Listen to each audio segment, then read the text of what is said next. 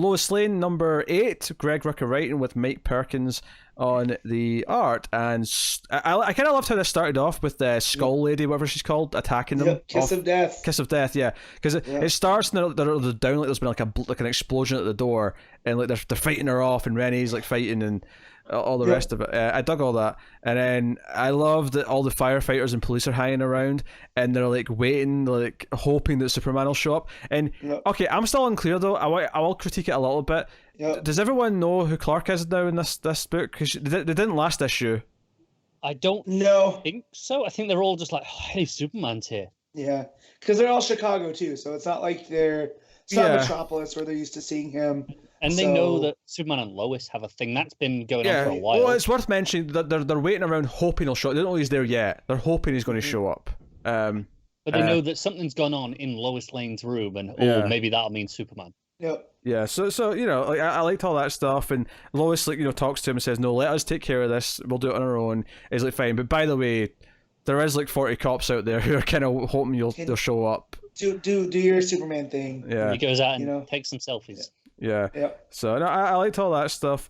It's not a surprise that Rucka is writing a really consistently engaging book for me, but he really is, and I kind of forget how much I enjoy this book when it's not here, because it has gotten better, and I'm digging this Kiss of Death character, and obviously they're going to go after her. So apparently the speculators started coming after this book this week. So I know at my shop, my guy, even though it's on my list, he's like, I made sure you got one because we've had people come in requesting it. Huh. Which is weird because the first appearance of Kiss of Death was last issue, technically. No, I think there's people, the buzz is this because of this Jessica Knight. Okay. She was in Checkmate, right? Yeah, so she's not for whatever new. reason they think it's a new version, and they're like, oh, maybe it's a new character entirely. That's what people seem to be talking about online. I'm a little confused. And by to it those well. people, to you speculators, just go back and get 1 through 7 as well while you're at it. It's a fantastic book. The fighting stuff's really good. I love all of the dark shadows and the green smoke and all that stuff. I like it when it's in the shadows and the dark. I think that very first page, like the big like title page, Kiss of Death stuff there, looks a bit funny. Sure, yeah, she's got weird proportions. It's going for this kind of like almost as if a camera was on the floor looking up at someone, so she looks really tall. Yeah, and it's the same with the 2-page fight layouts, where there's just the odd 1 or 2 little bits where I'm like, yeah, that one doesn't look as good. I think Perkins when he can hide some of the stuff in the shadows that is not his strongest stuff. It looks fantastic. Yeah, it's worth mentioning Lois shoots her on the shoulder and they find her secret surveillance room. And I love all this stuff. This is kind of what I love about the thriller stuff that Rucka's doing here, is just like them finding this dark room filled with like computer screens and audio equipment and just all that sort of stuff. What does Renee stick in her back waist part? What is that? It's nunchucks. She was using them in the previous fight. Oh, that's what that is. Okay. Yeah. So there's where we see some of the Perkins art. Yeah. That makes much more sense now. Because I was like, it looked like she had found something. By the way, can I just say that Chicago police officers look a lot like British police officers? Because I actually thought those were British cops at a glance.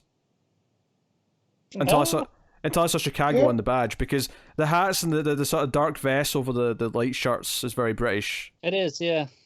I get where you're going with that. I mean, there's one on the left it's got a jacket that's more American, but all these ones on the right are all very British looking.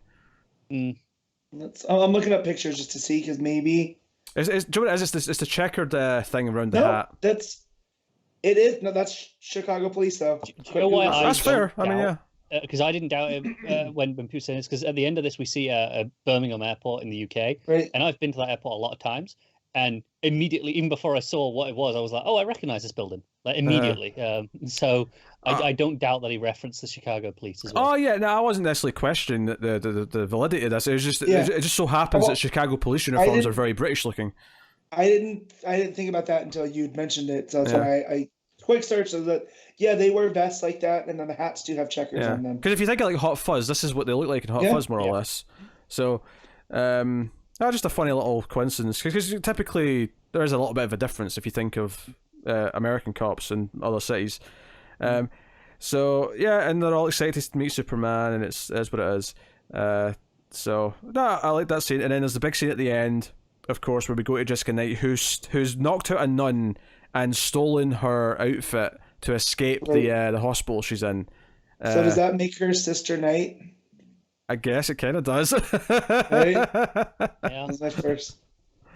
Yeah. No, it makes sense. They also go and look. They're looking at the neighborhood where the original maid, who worked in the hotel, because she stopped showing up for work.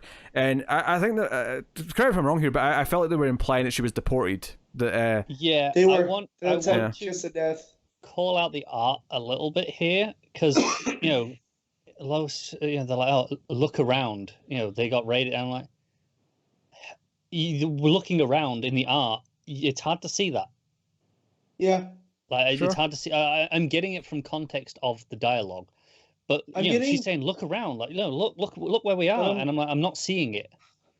I'm also thinking though that it's because the neighborhood's emptier, because it looks sparse now. Yeah. So. Yeah, because I'm not exactly sure what you're looking for in that context. So I think it is just how empty it is, and maybe also the ethnicity of the people walking around. I think it's like the page, because I went back and looked at the page before, and there's a panel of there's a couple of them that looking down, like trying to mind their own business. A couple of people like that. But I don't know. I feel like after that panel of look around, rather than just showing another close up of their faces, maybe show us what they're looking at. Yeah. On the subject though, there's a. Like, at the top of that page, there's a close-up of Renee's face that is actually one of the best panels of the whole book. It's just a good detailed page where she's sort of looking over at the side, in the middle at the top. It just looks really good. And then that's when we get to the Royal Wolverhampton in England, which is the name of the place she's at. Well, the Royal in Wolverhampton. Right. Oh, you're right. Yeah, there's a thing. The Royal, there's a period. Yeah, I've never heard of this place. I'm just going with the text. What is it, either, Connor? No, I don't know the specific place, but I know Wolverhampton. I've been there a few times. I have never been Wolverhampton. It's a shame. Don't worry about it. I know. Well, I know their soccer team has cool looking uniforms. Yeah, I went to a few gigs there in my younger days because it was accessible by train pretty easily. All right, okay. Some great grungy little bars for gigs. I'll give it that. Yeah, so she escapes, and we actually end with the airport where she's going into the airport and showing her passport to get out, to leave and go somewhere. Where's she going? Chicago, by the sounds of it. Which is where Lois is, funnily enough. So things are going to come together all nicely. I just want to know why the character name changed. If this is supposed to be Jessica Midnight, why is it now Jessica Knight? Because for all intents and purposes, that's what it seems like it's midnight. It seems to be the same, yeah. I think that's what's getting the speculators on, is just that, maybe this is a new character, even though we're all like, not really. Hey, maybe her middle name is Mid. Just like big as Barda's first name? Yeah. Yep. What are you rating Lois Lane, Matt? I'm giving this an 8.5 because despite some dodgy art, the story's really there. And I'm loving everything Rucka is doing. I hope he sticks around DC somewhere. I like having him in the writer quiver. Yeah. Connor? Yeah, I really like this issue. I'm giving it a 7.5. Knocking a little bit off for just a couple of bits here or there with the art. And like I said, that point where I felt like we could have used a different perspective of what we were looking at in the art entirely. Yeah, I'm going to give it an 8. Even though I agree, Perkins always has the odd weird face, but there's something about his art overall that really works for me. Like the tone of it and the mood always just seems to click with me. So even when it does get a bit wonky here or there, it always feels like it fits what's going on. So I just kind of go with it. No, I agree with that. I think I'm more calling it for that bit with the looking around, and I feel like it was a bit unclear in what it was actually showing. Because I love when Perkins was doing Green Lanterns for an arc. I loved it then too. I felt like it really fit the space stuff.